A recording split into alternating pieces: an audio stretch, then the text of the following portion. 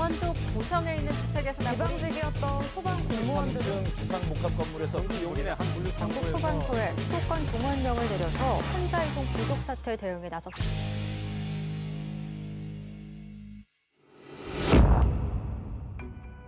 (2020년 4월 1일) 5만 3천여 명에 달하는 모든 소방공무원의 신분이 국가직으로 일제히 전환됐다. 지난해 11월 소방공무원 국가직 전환을 위한 6개 법안이 통과된 지 4개월여 만의 일이었다. 국가직 전환이 가져올 효과와 기대감은 다양한 관점과 측면에서 고무적이었다. 지역 간 편차를 보였던 소방 서비스의 불균형을 해소하고 대형 재난에 시도의 경계를 초월한 신속하고 총력적인 대응이 가능해진 점은 국민의 생명과 재산을 지키기 위한 소방의 확장된 행보에 가속을 더했다. 국가직 전환을 계기로 시도 소방본부별로 분산되어 있던 상황관리 시스템을 119 통합 상황관리 시스템으로 일원화하고 전국의 소방헬기 운영과 지휘 체계를 국가 통합관리로 전환하여 각종 화재와 재난 등의 효율적 대응 체제를 구축하는 것도 가시화됐다. 아울러 국가직 전환으로 탄력을 얻은 현장 인력의 단계적 충원을 통해 명실상부한 육상재난총괄기구로서의 위상 정립과 빈틈없는 사회 안전망 구축이란 궁극적 목표에 한 발 더 다가선 전기가 됐다. 4월 29일 참사는 순식간이었고 상처는 깊었다. 경기도 이천의 한 물류창고에서 일어난 예기치 못한 화재는 38명의 소중한 생명을 앗아간 뒤에야 화마의 위세를 멈췄다. 샌드위치 패널 등 가연성 소재로 된 건축물은 삽시간에 불길과 함께 다량의 유독가스를 발생시켰고 작업장의 소방시설은 현장 근로자들의 생명을 지키기에는 턱없이 부족했다. 오늘 용인 물류센터 화재 38명이 숨진 이천 물류창고 화재. 그로부터 3개월 후 5명의 사망자를 비롯해 모두 13명의 사상자를 낸 용인 물류창고 화재 역시 화재 발생 시 작동해야 할 연동 시스템의 오류와 관리 감독의 부실한 민낯까지 드러내며 물류창고 등 건축 현장의 화재 안전에 대한 사회적 관심과 제도적 손질의 필요성을 수면 위로 떠오르게 했다. 소방청은 사고 직후 시도본부를 비롯한 유관기관과 함께 전국 물류창고를 대상으로 한 합동 현장 실태조사에 착수했고 현장 근로자들의 안전의식 제고와 관리감독 강화를 위한 교육과 점검을 지속 이어갔다. 다시는 일어나서는 안 될 통한의 참사. 뼈아픈 경험은 재발 방지를 위해 소방부와 유관기관, 우리 사회가 선행해야 할 과제를 남기며 무거운 경종을 울렸다.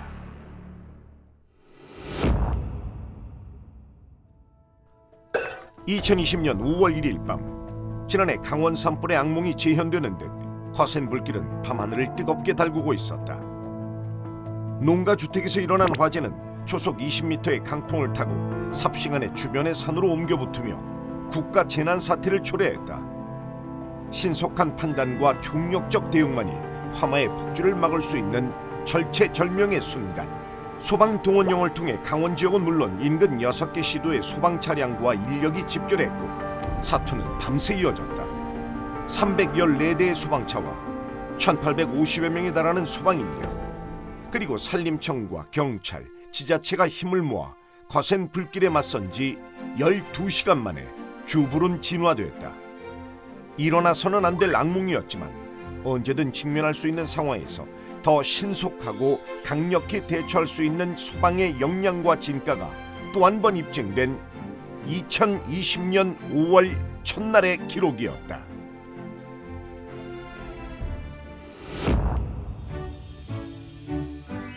소방공무원 직장협의회 출범은 소통을 통한 근무환경 개선과 업무 능률 향상, 구성원의 권익보호가 국민에게 제공되는 소방 서비스의 질과 연관된다는 점에서 의미 있는 전환점이 됐다.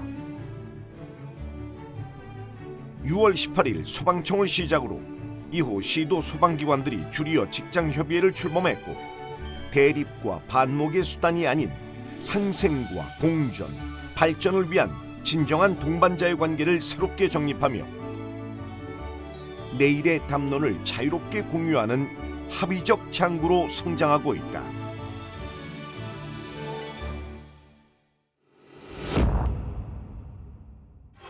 (2020년) 여름, 여느 외와는 확연히 다른 시간들이 우리에게 다가왔다. 54일간 이어진 역대 최장기간의 장마와 연이은 강력한 태풍의 북상은 전국 곳곳을 핥히고 삼키며 인명과 재난 피해를 속출했다. 호우와 태풍이 몰고 온 재난의 위협에도 소방은 물러섬이 없는 대응으로 맞섰다. 장마 기간 인명구조에 투입된 소방 인력은 6만 8천여 명, 소방 장비도 19,000대 가까이 투입됐고 2,300명이 넘는 소중한 생명을 구해냈다. 또한 소방은 태풍 상륙 이전부터 상륙의 순간 그리고 한반도를 빠져나가는 마지막 시간까지 철저한 대비 태세와 예찬, 수많은 현장 구조와 구국 활동을 수행하며 국민의 곁을 굳건히 지켰다.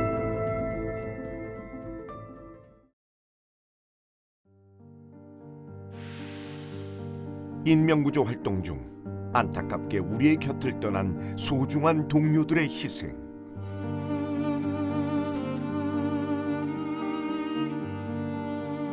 (2020년) 여름의 끝자락은 떠난 그들이 이루지 못한 꿈을 남은 자들이 반드시 이루겠다는 비장한 각오가 점철된 시간이었다.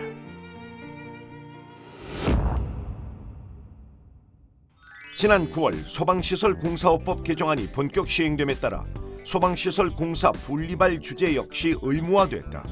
그동안 대형 건설업체의 하도급 형태로 진행됐던 소방시설 공사의 관행은 품질 저하는 물론 중소 전문업체들의 참여 기회 박탈이라는 불공정의 문제까지 양산했다. 분리 발주제 시행은 대기업과 중소기업 간의 공정한 경쟁을 장려하고 품질 높은 시공이 가능하다는 표면적 효과와 더불어 선제적 화재 예방 조치를 위한 제도적 기틀을 통해 국민 안전의 체감을 높일 수 있다는 점에서 의미 있는 출발로 기억된다. 초고령화 사회 진입을 눈앞에 앞둔 급격한 인구구조의 변화 속에서 대한민국 소방은 노인을 포함한 취약계층의 안전사각지대 해소와 실효적 정책 수립 및 홍보에 집중적인 역량을 모으고 있다. 화재경보기 2580 프로젝트는 이러한 맥락에서 설계된 정책으로 초고령 사회 진입이 예상되는 2025년까지 화재경보기 설치율을 80% 이상 달성하기 위한 다양한 전략을 담았다.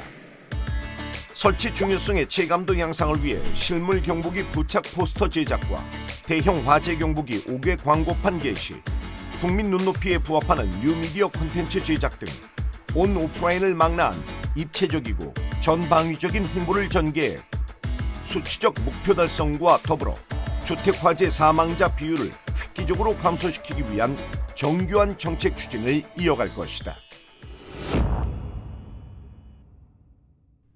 한글날 연휴를 앞둔 10월 8일 밤이었다. 33층 주상복합 아파트를 휘감은 화염은 금방이라도 건물을 삼킬 듯 매서웠다. 한밤중에 일어난 아파트 화재, 지체할 시간이 없었다. 수많은 인명피해가 예상됐기에 소방은 신속히 대응 2단계를 발령하고 동원용을 통한 총력 진화에 돌입했다. 고층 건물인 탓에 고가 사다리 전개도 쉽지 않았다. 강한 바람과 칠흑 같은 어둠은 헬기 투입에 장애가 됐다. 대원들은 일일이 개별 호실을 두드리고 들어가 인명수색과 구조를 시작했다. 실신 상태의 주민을 33층에서 1층까지 업고 내려오며 반드시 살려내겠다고, 반드시 살아달라고 빌었던 헬멧을 쓴 신들의 헌신도 그곳에 있었다. 만일의 사태에 대비하기 위한 선제적 차원의 특수장비 동원용을 추가적으로 발령하고 15시간이 넘는 사투를 거듭한 끝에 불은 완전히 진화됐다. 어느 하나 낙관할 수 없는 상황이었지만 소방의 신속한 대응과 주민들의 침착한 행동으로 단 한 명의 사망자도 발생하지 않았다. 생사를 가늠하기 어려운 위기 속에서 각자가 해야 할 일을 정확히 수행하고 이웃의 어려움을 외면하지 않았던 진정한 공동체 의식의 발현은 그렇게 그날의 이유 있는 기적을 만들어냈다.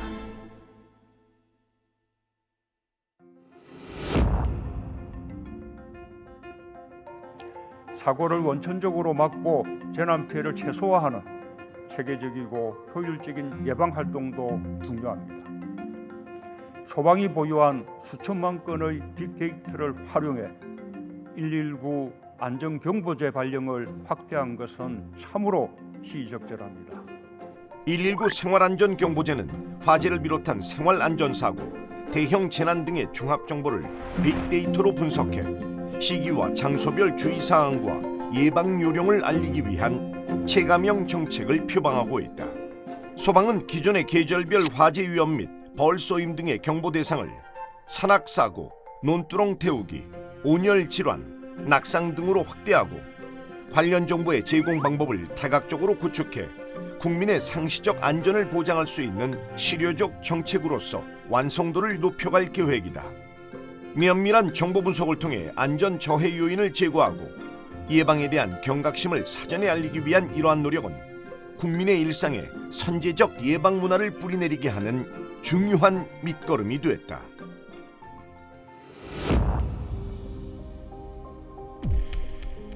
그것과의 전쟁은 내리 1년 가까이 계속되고 있다. 코로나19는 일상의 모든 것을 앗아갔고 사람과의 연대를 단절시켰으며 터전을 봉쇄하고 폐쇄시켰다. 지난 1월 국내 첫 확진자가 발생한 이후 비교적 확산세가 더디게 나타났던 우리나라는 2월에 접어들면서 완전히 다른 국면을 맞았다. 소방은 2월 21일 1차 동원령을 시작으로 모두 4차례에 걸친 구급차 동원령을 발령했다. 전국 18개 시도에서 147개의 구급차와 294명이 코로나19의 최전선인 대구로 집결했고 그들의 분투는 밤낮을 가리지 않았다. 감염의 위험을 무릅쓴 채 16,000여 명의 확진자와 8만여 명의 의심 환자를 이송했고 해외 입국자들에 대한 이송 지원도 차질 없이 수행하며 K방역의 흔들림 없는 전진을 도왔다. 두꺼운 감염 보호복은 땀 한 번 식히고 수만 번 시원하게 몰아쉬는 것조차 허락하지 않았지만 국민의 부름에 망설임 없이 달려갔던 소방의 모습은 결코 잊을 수 없는 기억을 남겼다.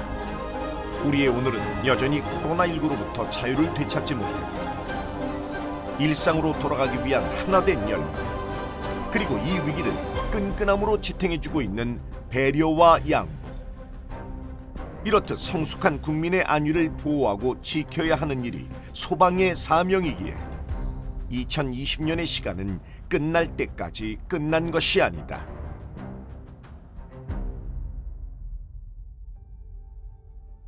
존경하는 국민 여러분, 소방관 여러분, 60년 전 중고 군용 트럭에 펌프를 달아 물을 뿌리고 심지어 소방 헬멧을 여럿이 함께 나누어 써야 했던 시절부터 국민들은 화마 속으로 달려가는 소방관들을 항상 신뢰했습니다. 소방관 여러분에게 대통령으로서 명령합니다. 최선을 다해 생명을 구하십시오. 그러나 여러분 자신도 반드시 살아서 돌아오십시오.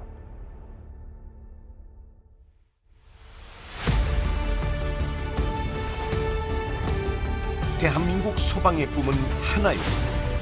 대한민국 소방의 목표는 하나일 것입니다. 국민 누구나 안전한 세상. 달려온 길보다 가야 할 길에 더 최선을 다하며 국민 여러분의 희망을 지키겠습니다. 2021년에도 대한민국 소방은 가장 강한 믿음이 되겠습니다. 함께 안전한 대한민국 소방이 만들겠습니다.